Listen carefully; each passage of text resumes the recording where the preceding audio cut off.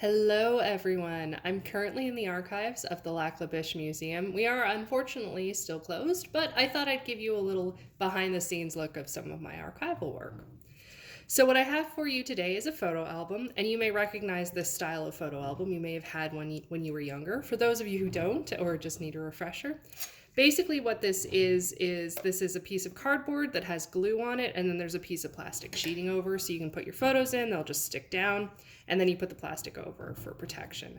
These used to be used a lot. Unfortunately, they're not actually super great for photos. Because the glue is not really long-term photo-safe glue.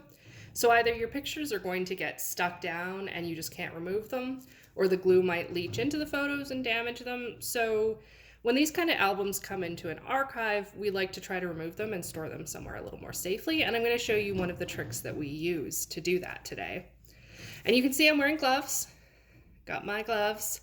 Photos are not one of those objects that want to be handled without gloves. Photos do not like your skin. They don't want to be covered in fingerprints, so I'm using my gloves. If you don't have gloves, you just want to be really careful to always handle your photos by like the sides. You don't want to just grab it in the center because then you have a big old fingerprint in the center. So you can see I'm removing the plastic.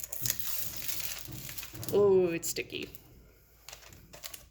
And now you can see this is the glue. This is the sort of cardboard with the glue on it. So I'm using two tools today. This one is this little spatula that I got from actually an archival supply place. This one isn't mandatory. You might even be able to use like a kitchen knife or something, but I find it a really useful tool. And the other one is a little more accessible. It is dental floss. You can get it locally. You can get it at the local pharmacy. I know this because that's where this is from. So you want very lightly waxed dental floss. You don't want it super waxy, and you don't want like mint flavored dental floss because then your photos are going to be minty. But what I'm going to do, and this trick actually I learned from the Smithsonian, so it's got a bit of a pedigree to it, although lots of places use this trick. So I usually start with just kind of loosening the corners with my spatula, just get in there and see how stuck down it is. This one is pretty good. So I've got a nice opening, and now I'm going to take my floss. Just going to get a nice healthy piece of floss. Oop.